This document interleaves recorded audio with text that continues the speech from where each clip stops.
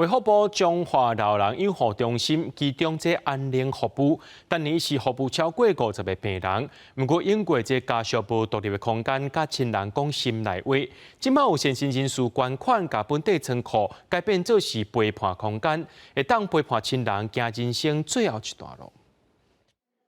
独立的空间有眠床，边仔阁有碰椅，这是卫生福利部中华老人养护中心新设的一个安宁缓和空间，希望病人伫人生的最后一段路会当有较舒适的环境。因为阮是公立的单位，吼，那这经费主要拢是用伫这时代照顾的面顶。足幸运的有一个善心人士来甲阮捐款，帮助阮设立一个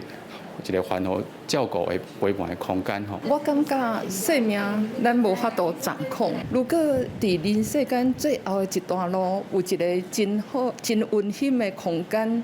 那咧生死应该都不是遐尔啊恐惧，搁呢遐尔啊艰难啊吼。 捐款人苏小姐的亲人捌伫养护中心住过，真感念护理人员的照顾。同款是亲人捌接受安宁服务的老小姐表示，有独立的空间，对病人、对家属来讲，拢是真要紧的代志。因为当时就是混在一起会客，一些不舍的话也会引起其他家属的侧目，这样子对长辈的一些亏欠啊，或是爱语啊，就是可以利用这个空间把情绪都抒发出来，这样子。